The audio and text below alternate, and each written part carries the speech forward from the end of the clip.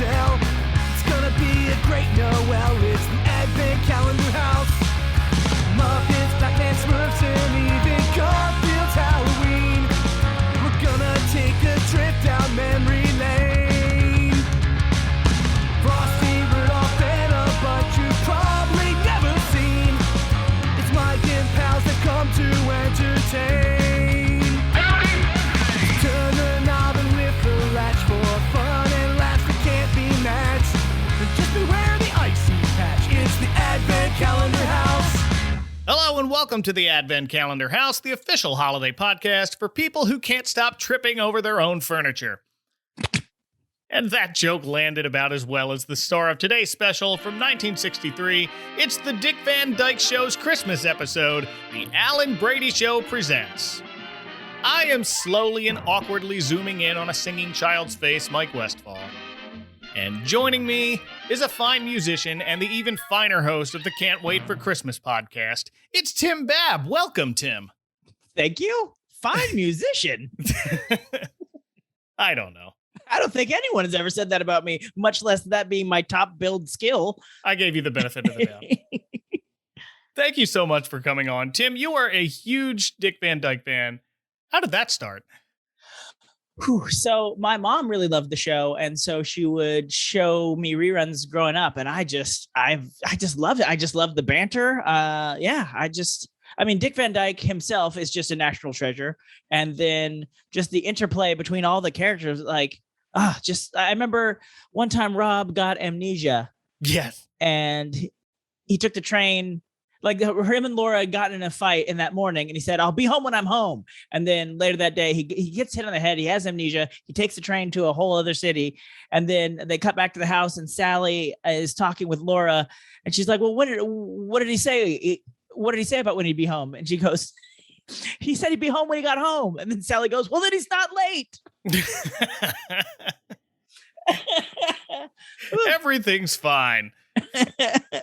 And then, so did you see this Christmas special as a child as well? Probably. I didn't remember it.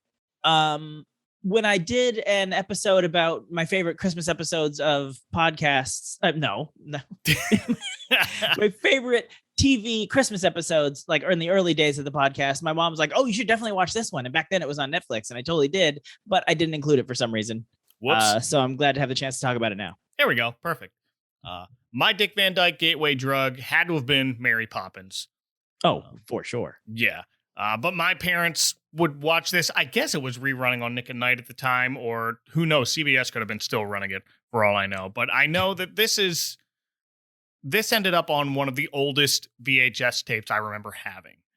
Because it didn't come in a cardboard sleeve. It was one of those hard plastic covers that closed shut. Yeah. And that, in my house, was the indicator that this was one of the oldest tapes on the shelves. I think I still have my Mary Poppins clamshell VHS sleeves. Oh, maybe. Yeah, Disney came in. I'm talking about this one that my parents taped off the TV. It was like the first dedicated, this is where the Christmas stuff we tape goes. Got it. VHS tape. And that came in a hard case, like a black hard case. Oh, serious business. Yeah.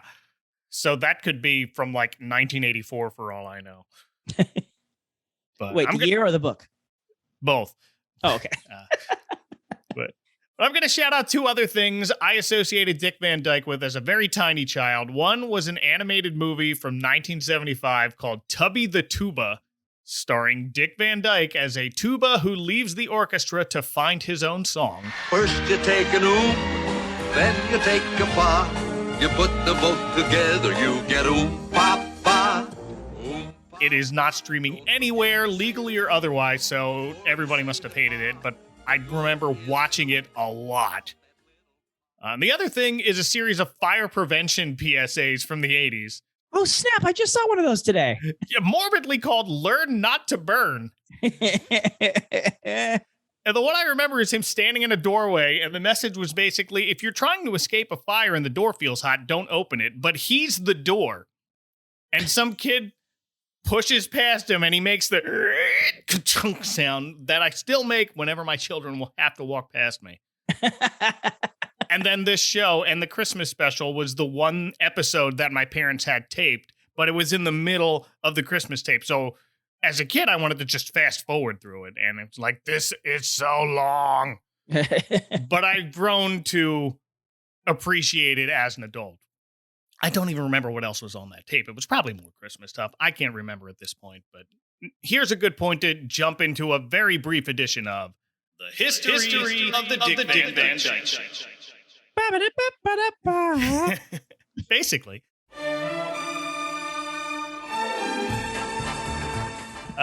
Created by Carl Reiner and airing on CBS from 1961 to 1966, The Dick Van Dyke Show ran for 5 seasons and 158 episodes. This Christmas episode is almost in the very middle. It's episode number 75, halfway through the 3rd season, airing December 18th, 1963, which means my mother was the same age then as my 11-year-old daughter now. Yikes. Hey, Nan.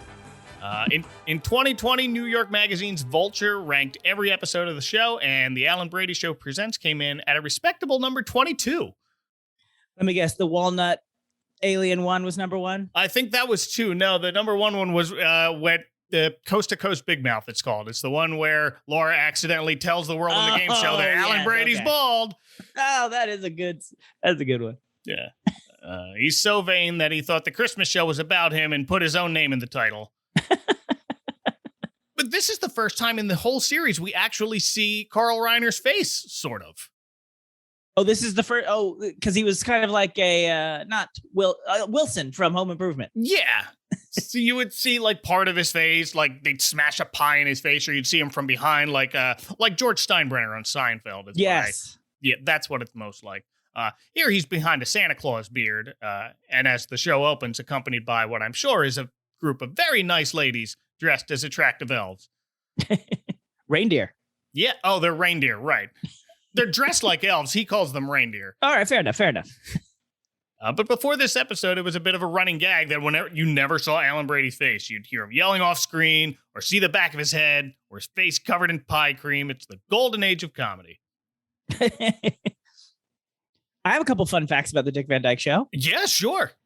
Not unlike Star Trek, it was canceled and brought back by the fans. Oh, really? I didn't know that. Like between the 1st and 2nd season, it was supposed to be canceled, but like it was such a strong reaction that people that they kept it on. Oh, good. We never would have gotten here if fans hadn't outcried, no, keep this on. And speaking of the fans, apparently Laura Petrie's capri pants were too hot for television at the time. Oh. Because women were supposed to be doing everyday chores in like a full dress and pearls. So when sponsors objected, they made her do that. And then fans again wrote in and boom, back in the pants. Put her in the pants. Put her in the pants, Charlie. I don't know who Charlie is. All good. Bit of trivia I found courtesy of MeTV. The music playing at the top of the show is A Lot of Living to Do from another Dick Van Dyke vehicle, Bye Bye Birdie. And now, live from New York, the Alan Brady Show.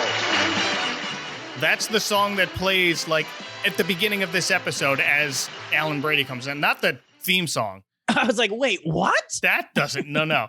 Like they're coming out and the reindeer ladies and Alan Brady as Santa comes out. They're playing A Lot of Living to Do from Bye Bye Birdie. A Christmas classic. Yes, of course. And on that note, Alan Brady calls out to the stage his head writer, Rob Petrie, and watching Dick Van Dyke shyly fumble onto a stage and stutter through this opening message and act like he belongs anywhere else but there is fascinating. Ladies. Oh. He's so good.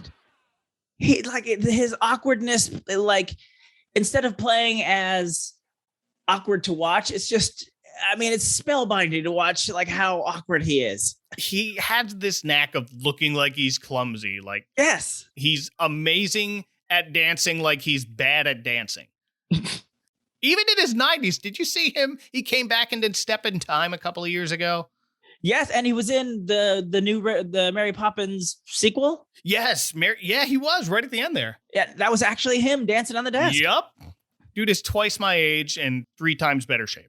Yep. So Rob sends us to commercial and we come back so he can explain the format of their holiday show with a flashback to a week ago when they thought they were done writing it.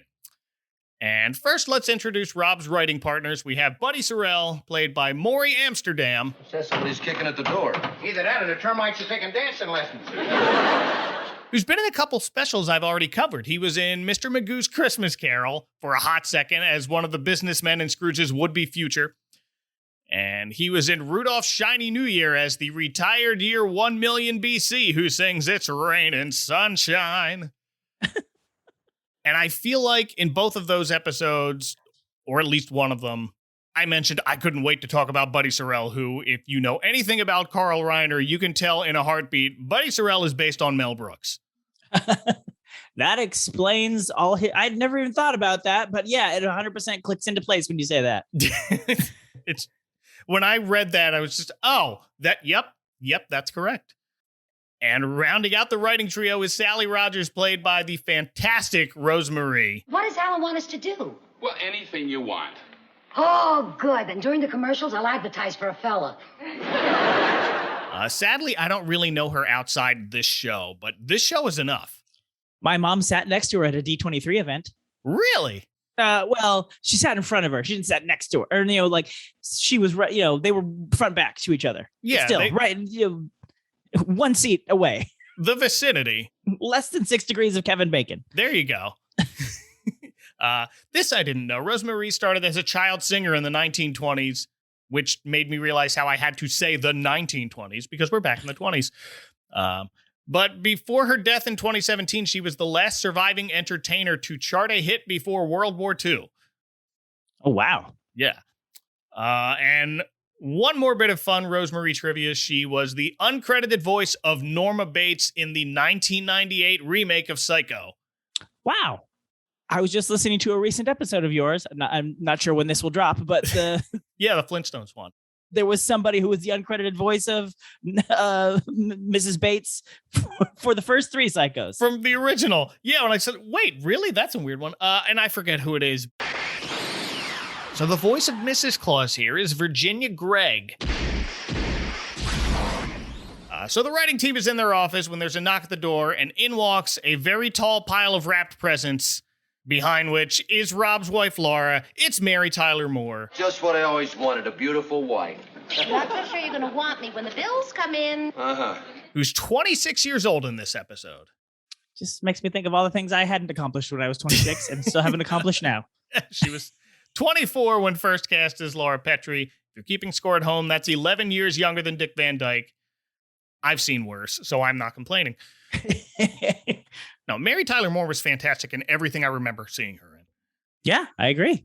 So when she walks with a tall stack of wrapped purchases, but Rob's not as phased as she expected, saying Alan's going to love their Christmas show script so much, it'll be good for a bonus. But then in walks the show's producer, Mel Cooley, and it's Richard Deacon. Rob, I just wanted to... All right, let's have it. Welcome, Mel, and season's greetings. That's all? No insult? Never on the holidays.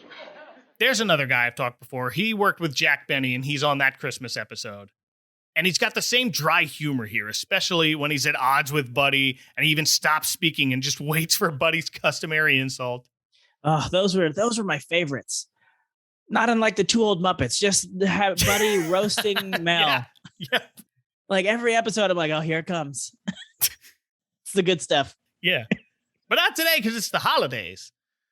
But Mel is here to tell Rob and the team 2 things. First, that Alan loved the script, and second, that they're not using it.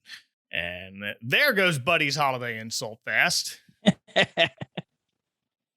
So Mel says the script apparently lacked heart, so for this Christmas show, they're going to show everyone the true heart of the show, the staff behind the scenes and their families. And that sounds sweet, but a TV show's one of very few jobs where the boss can say, make all our staff's families work seasonally, and they wouldn't hate it.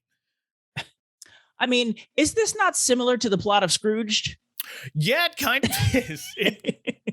I didn't put that in perspective, but yes. And also, I don't know when I want to get to this at some point, but can you imagine tuning in, like it only this only works. Well, I'll let you finish this part of the description actually before I say it. Yeah, well, that essentially brings us back up to the present, actually, and we're about to find out what the show's staff and their families have come up with. But first, when we dissolve back to the present, we're looking at Alan as Santa surrounded by a group of children who don't look excited at all to be sitting with Santa. Well, because I bet they know it's Alan Brady. Oh, probably. Yeah. They're like, this ain't the real guy. Yeah, well, they're probably all staff kids because I think it's Rob's son Richie sitting on his lap. Oh, I didn't even notice that. But what were you going to say? So can you imagine tuning into your favorite show? Let's say, I don't know, you're a big fan of the Colbert, the Late Show with Stephen Colbert. Sure. And like, hey, for our Christmas episode this week, our writers and one of the writers' wife and their kid are going to, and also the producer are going to perform the show. I'm going to sit off to the side and do nothing. Basically, like, okay.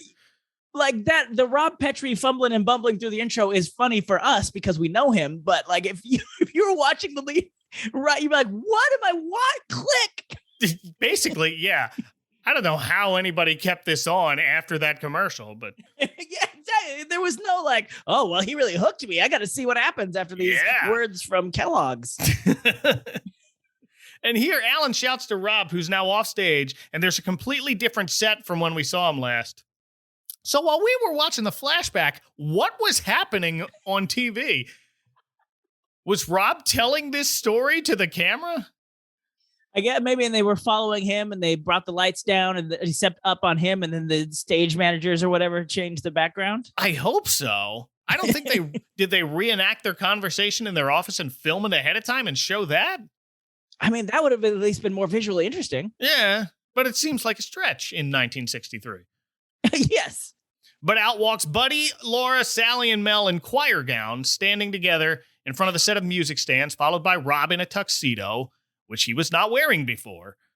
So that's another, what was happening while we were watching that? Art of the quick change. Yeah, there it is. Not looking good here for the fourth wall of the Alan Brady Show studio. But now a much more confident Rob gives a brief introduction to whatever he's about to do, saying, Ladies and gentlemen, many great men have been immortalized in song. Davy Crockett in his cap, Casey in his bat, John Brown in his body. I had to look up that one. I was not familiar with that song, John Brown's Body. Are you? No. No, it goes, John Brown's body lies a moldering in his grave. And goodness. It is the precursor to the Battle Hymn of the Republic. The Glory, Glory, Hallelujah song took the tune from this John Brown's Body song and made it not about John Brown's body moldering in his grave. All right. So it's an improvement. See, it's an educational show. But now it is time to immortalize another great man in song, and we have come to the Alan Brady chorus, and this is an interesting song. Alan Brady, Alan Brady, Alan Brady, Alan Brady, Alan Brady, Alan Brady, Alan Brady, Alan Brady. I mean, it's weird until it gets to the joke of the song. Yeah, it. My favorite's the beginning when Rob takes out a pitch pipe and he blows into it the wrong way, and then he appears to take a bite out of it. And yeah, I don't know what that was. Like, and then he swallows it so that he can just make the pitch. I'm not saying it looks like a cookie, but it doesn't not look like a cookie. But it doesn't sound like a cookie. No. We go through the first verse of just Alan Brady over and over again. And Rob has to pause and keep his emotions in check. Or perhaps it's made him big sick. It's hard to tell. But at the end of verse 2, Buddy can't help himself when we get Buddy Sorrell, and that gave me a genuine belly laugh. Yes. Well, and then bemused conductor Rob just marches over and points at him to get off stage. Followed by a shorter version of that joke that ends with Sally Rogers. There's no verse 4. Laura just hastily sings her own name and hurries off the stage. Laura Petrie! That's the height of the joke for me. Oh, really? Mostly Laura, but also Rob just grimacing cross-eyed at the camera as he gets more frustrated. Oh, his faces are so good. Through the whole thing, first he's like overcome with emotion, then he's feeling a little sick, and now he's just getting more and more frustrated that his choir is quitting on him. And the whole time we keep cutting back to Alan as Santa with the kids, and he's tapping him on the shoulder and pointing like, "Are you seeing this? This is great. Can you believe this?" As if the kids are watching something else. Like, but what else is here, Santa? But Richie aside, the kids with Santa were, in fact, children of the Dick Van Dyke Show crew. And the more I'm reading about this episode, the more I think they just threw an early Christmas party, recorded it, and called it an episode. Which is a great way to, like, get to that whatever number, 20 or 22 episodes you need for a season. So, good work. More shows should actually do that. Yeah. And Mel finally ends the joke, does the same to finish off the segment as a blubbering Rob faces the camera defeated, gets out Robert Petrie, and storms off, snapping his baton in half. It's a goofy bit, but I liked it. I mean, the show worked. I mean, this joke worked for me. Yeah. I didn't dislike it at all. It was a great way to start. I like the next segment better, though. We come back from break. We see Sally at her desk writing a letter to Santa that quickly turns into her singing the song Santa Send a Fella. Santa, send a fella into my life. Someone who is shopping around for a wife. I would like to order something Cary Granty, but I'd even settle for a James Durante. I think this song is great. How did it not become more popular? I mean, that's a good question. Was this original to the show, or was this from something else? No, it's original to the show. It was written by the show's co-producers, Sam Danoff and Bill Persky. I'm surprised this isn't covered more. No, there are a couple I found on YouTube, but nobody mainstream.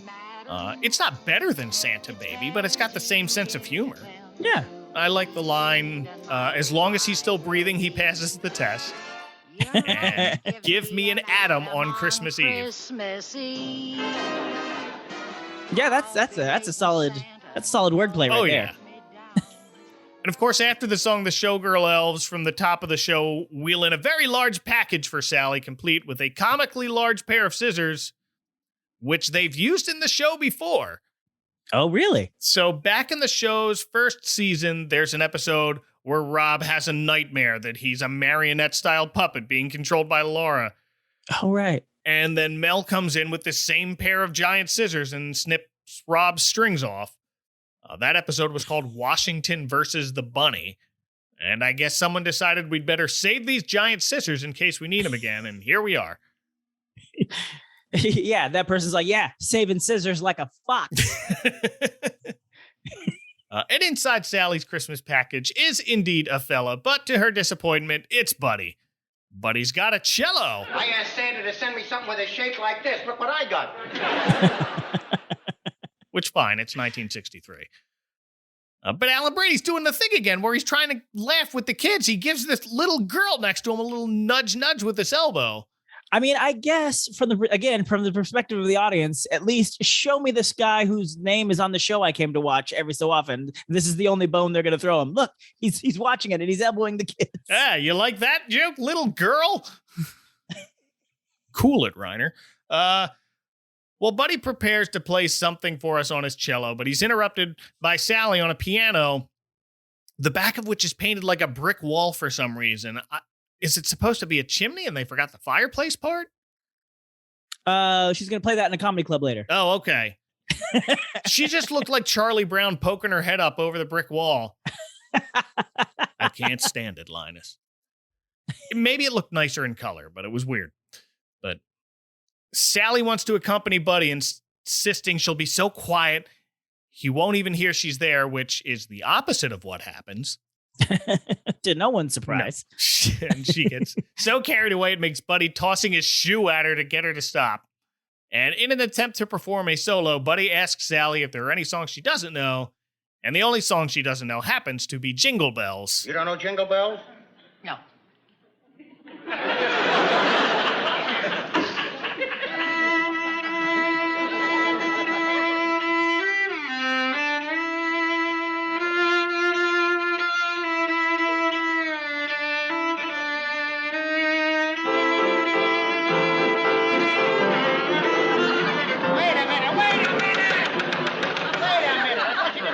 Jingle Bells. I didn't know that was Jingle Bells. No, it And I think I like this Jingle Bells joke better than Lucy's in A Charlie Brown Christmas, where she doesn't recognize Jingle Bells until Schroeder, like, Taps it out one note at a time. bare bones.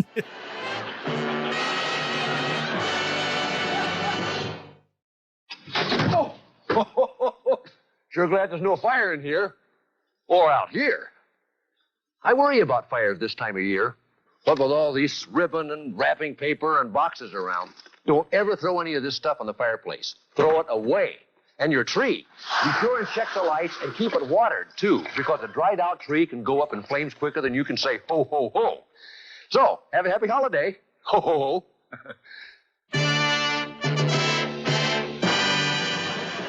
But then we hard cut from those two shouting at each other to Rob and Laura, both dressed as a pair of bell-ringing Santas for our next sketch.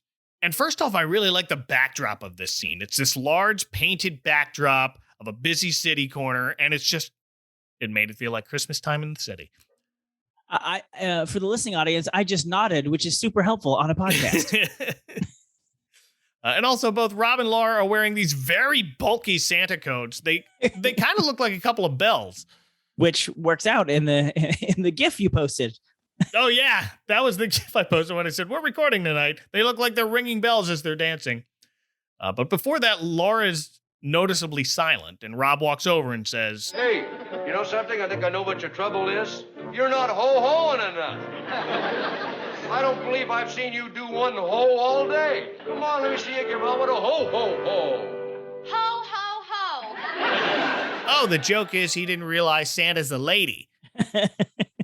But apparently he sort of did, because apparently he says something like, that Santa's been driving me crazy. Yeah, I never smelled such a sweet Santa Claus.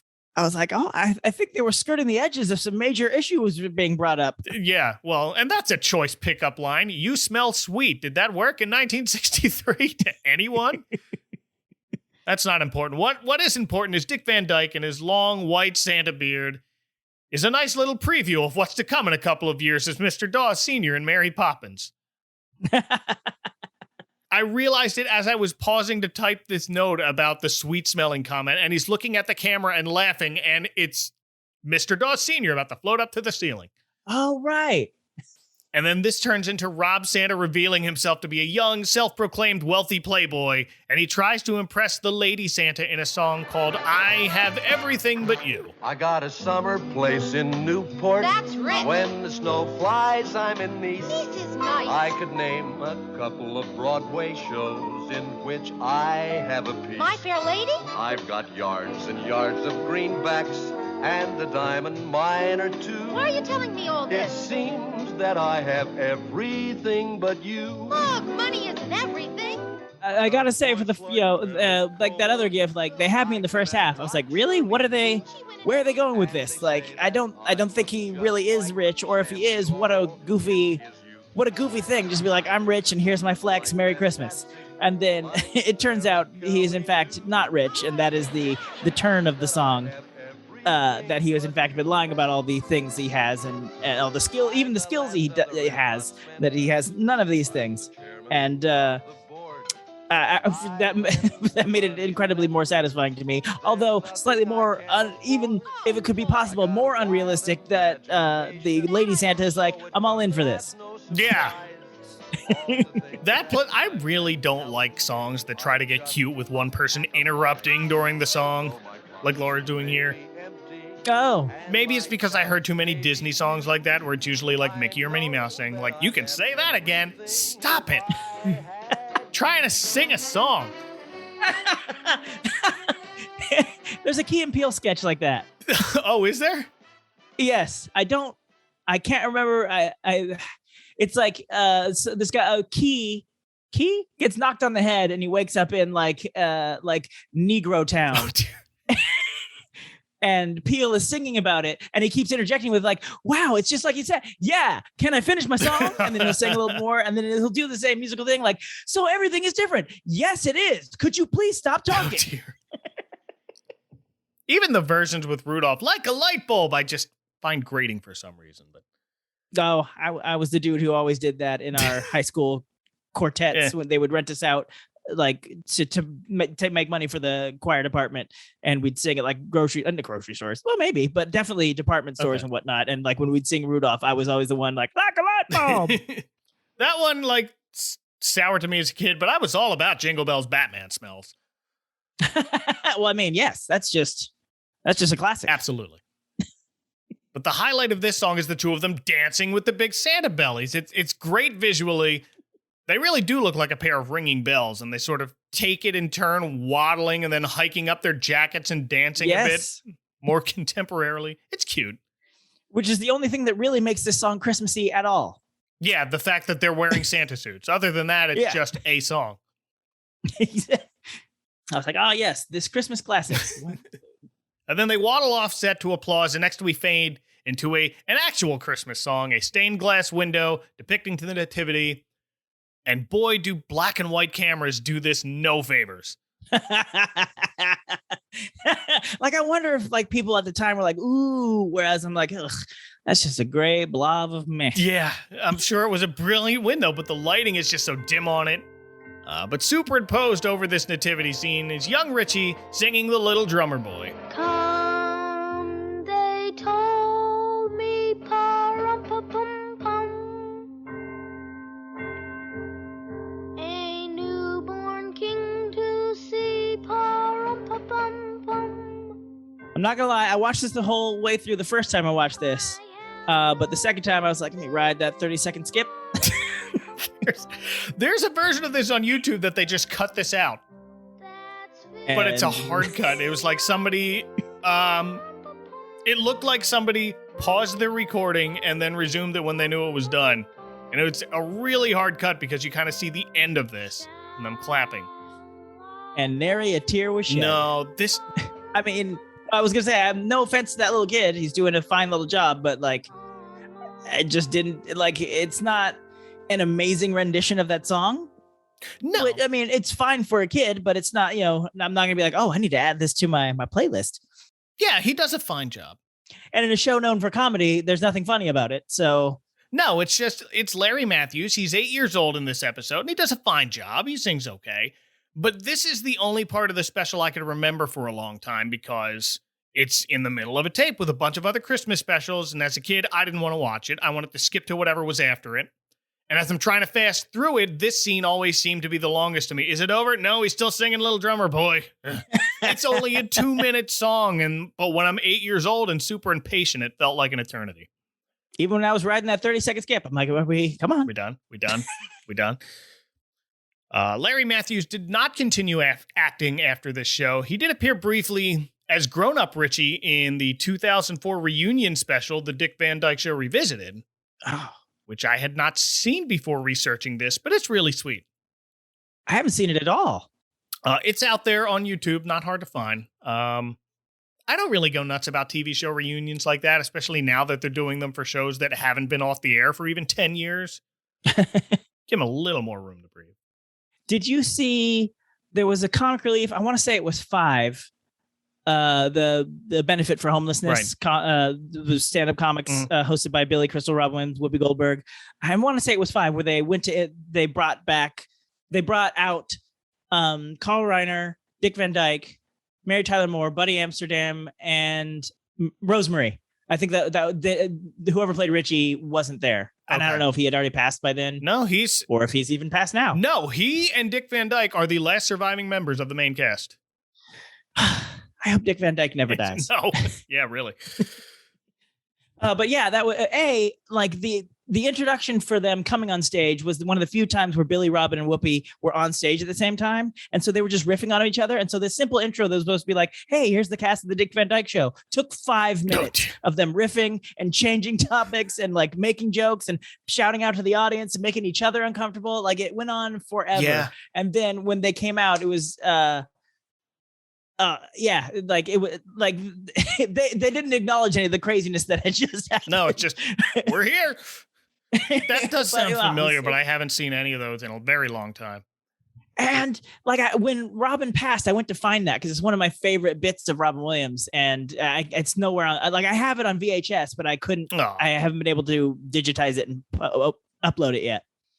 Yeah. And so it's been a while, and I'm just lazy. Okay, well, Whatever you get. Regardless, it was a cool reunion. That's all I'm saying. There we go. Well, in her final act, we find Sally marching back on stage dressed as a toy soldier to begin a rendition of a song called I Am a Fine Musician. I am a fine musician, I practice every day, and people come from miles around just to hear me play. My trumpet, they love to hear my trumpet. Dick Van Dyke is not a tuba in this one, he's a trombone. But this seems to be the best remembered part of the episode from what I've gathered on the internet. Yeah, and I didn't realize until, rewatching and like doing a slightly deeper dive into this episode than I've done previously, that this song was a reuse from season 1. Yes. So in an episode from earlier that year, like it was the tail end of season 1. Or maybe season 2. I can't. It was season 2. Yeah, I don't know. I think it was. Yeah, March of 1963. It was an episode called "The Sam Pomerantz Scandals." They have to replace an incapacitated entertainer at a resort owned by a friend of Rob's from the army, and they performed this song in that. So this is a Christmas-themed encore. This is another thing, especially because this seems to be the most remembered part of the special. I don't know why this hasn't become like a Christmas thing that people do.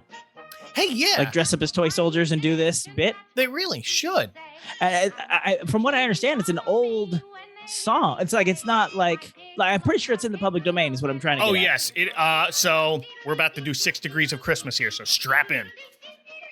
So this is Buckles mostly from the official Dick Van Dyke Show book, which posted a history of this song on Facebook a couple years back. Was very helpful, and then I filled in the rest using Wikipedia. So the song is a translation from an old German folk song, Ich bin ein Musikant. Don't say Musikant. If you believe in yourself, you music can. Ich bin ein Musikant.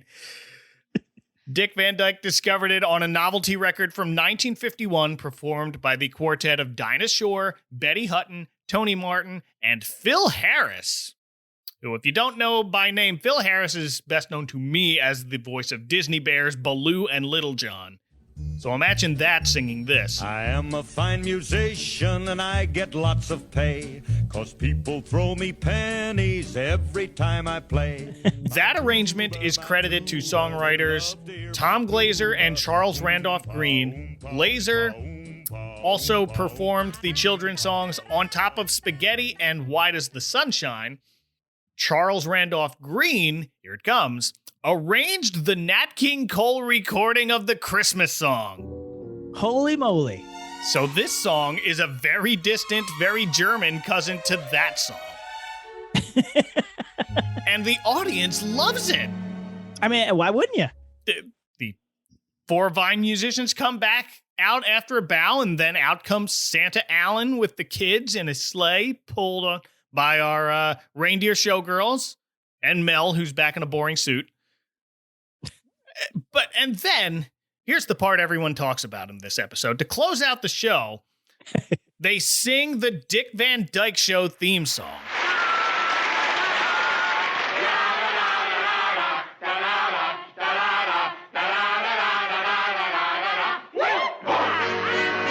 Which is fine until you stop to think about it. The cast and crew of the Alan Brady Show is singing the theme song to the Dick Van Dyke Show. Do we know that that's not also the theme in universe? I watch too much Marvel. In the reality of the Alan Brady Show, is that not also the Alan Brady Show theme? Perhaps? Perhaps. That's the only way this makes sense at all. Otherwise, I don't know what's happening. I thought... they've taken the fourth wall and they've trounced it. Obliterated it. No lyrics or anything, just they do the da-na-na-na-na-na-na. They even do the whoop-bong. Yep. You know Buddy Sorrell wrote lyrics for that, right? No, I didn't. Oh, my goodness. I'm so glad I get to share a thing. Oh, share this thing. So when Dick Van Dyke now he does a barbershop quartet. I don't think that's quite it. But he does a singing quartet that's called the Fantastics with like 3 younger guys, and they have an album that I own, and that's where I got my love of Chitty Chitty Bang Bang, a song I love for a movie I cannot stand. Yeah, I mean, I probably because I didn't watch it as a kid, like there's no nostalgia for it. But then I tried to show it to my kids, and like everybody was like, "What are we doing? How much longer is this?" We could be watching Betting on some Broomsticks, which is better. I still haven't seen that. It's better. We were talking about watching it the other night. You know, everybody gets to pick a movie, and I was going to pick that one, but then I ended up picking some Spider-Man 2. Oh well, Spider-Man 2 is better than both of them, so you made the right choice. Well, because we got to build up for when No Way Home comes out. I'm like, we need guys, to do that. There's knowledge you need to get in your heads, and apparently I'm slacking, so let's get it in there. Anyway, 7 tangents later, let me go back to what I was saying. So they do a bunch of Disney songs on this album, the Fantastics, that is. There's just some like old standards type things, but one of them, like the three guys are doing like. And one of them is making a noise, so it sounds like old time television while it's playing. Oh, wow. And then Dick Van Dyke comes on and he goes like, "Hey, I know that song. Did you know my friend Buddy Sorrell wrote lyrics to it?" And it goes like this: "So you think that you got trouble? Well, trouble's a bubble. So tell Mr. Trouble to get lost. Get lost. Why not hold your head up high and stop crying? Start trying. And don't forget to keep your fingers crossed. When you find the joy of living is loving and giving, you'll be there when the winning dice are tossed. A smile is just a frown that's turned upside down. So smile and that frown will defrost. And don't forget to keep your fingers crossed. Da-doo-doo. Yeah. Wow. First off, well done. I was like, I hope I remember it. I hate to run out of lyrics midway through it and look like an idiot. You memorized that? I mean, just because I love it. Wow. Nailed it. Well done. I didn't think I would get a chance to sing that today. I'm so happy. But yeah, thinking about the Alan Brady cast singing the Dick Van Dyke Show theme song, you think the multiverse is just getting underway now. Oh, my sweet summer child. Because I'm thinking, in the context of the show, what song is this? Well, clearly they are variants. Yeah. Because I feel like this show stole a lot from WandaVision, especially that first episode. That's it. Did you know that Dick Van Dyke, Kevin Feige and one of the other producers of WandaVision met with Dick Van Dyke at Disneyland's Club 33 to talk about, you know, how they would make WandaVision and like to get his advice on like, you know, he get his expertise on, you know, making a show back in that day and specifically that show? I did not know that, but man, to be a fly on the wall, that's so awesome. That's what I assumed celebrities would do all the time anyway. Like, you're famous, I'm famous, let's go to Disney's Club 33 and talk about things. Right? That's the only place any group of famous people should ever meet. Well, Tim, any final thoughts on this episode before our brains explode? Just that and I'm so glad that you asked me to be on this episode so that I can rewatch it and rediscover it, because it's one of those things I enjoy every time I see it, but I don't think about it enough. And so it was nice. It was good to just get all that joy again. Although I will say, the first time I made the mistake of like playing it while I was doing something else. I'm like, I just want to get it back in my head. And then I'm like, no, you got to watch it. Like, you have to pay attention to Dick Van Dyke face, because you're missing 30, 40, 50% of the comedy if you're not watching that. You need to pay clear attention throughout the whole thing. But it's a joy through the whole thing. Indeed. And this episode's not too hard to find if you look. It's season 3, episode 13. And I'm very glad to know it's a Christmas classic outside my own parents' household. So thank you for talking to me about it, Tim. It's been an absolute pleasure. It has been. Thank you. Sure. And if people want to send you a wisecracking cellist in a very large box, where can they find you on the internet? Well, you can find me at can'twaitforchristmaspod.com. What was that? can'twaitforchristmaspod.com. Or just search for Can't Wait for Christmas wherever you get your podcasts. I'm also on Twitter at ChristmasPod. I'm also on Facebook and Instagram at Don't Remember. I want to say Can't Wait for Christmas Pod. I could be wrong. I'll put those links in the show notes. That will be way more helpful than me half remembering my own social medias. I just put them all in there and I tell people, well, they're at adventcalendar.house or in your podcast machine. So go look from there. And I'm on Twitter at FallWestMike and AdventCalHouse. Tim, thanks again. It was great to talk with you. Thank you. Thank you. And we will be back with more in a couple of days. Until then, for Tim Babb, from behind a piano poorly disguised as a brick wall, this is Mike Westfall reminding you to mind the icy patch and mind the ottoman. Just watch your step in general. Good night. Oh, Rob!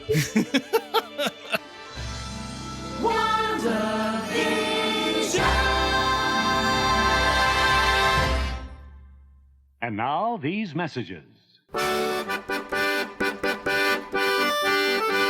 What do you like about Christmas? The music, the movies, the traditions, the food, the history, all of the above? Then the Can't Wait for Christmas podcast is for you.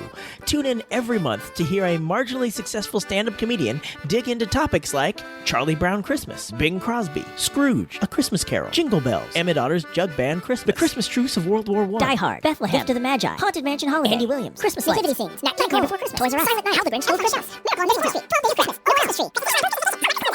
Actually, it's going to take way too long to cover all the stuff we've talked about. Just join us at Can't Wait for Christmas Pod on the 25th of every month for the Can't Wait for Christmas podcast, where our motto is, keep laughing all the way. Next time on the Advent Calendar House. So what are you doing? You like having a Christmas party or something? No, we're getting ready for our Hanukkah party. Oh, wow, that sounds great. So, like, what do you do for Hanukkah? That's Hanukkah, dear. Huh.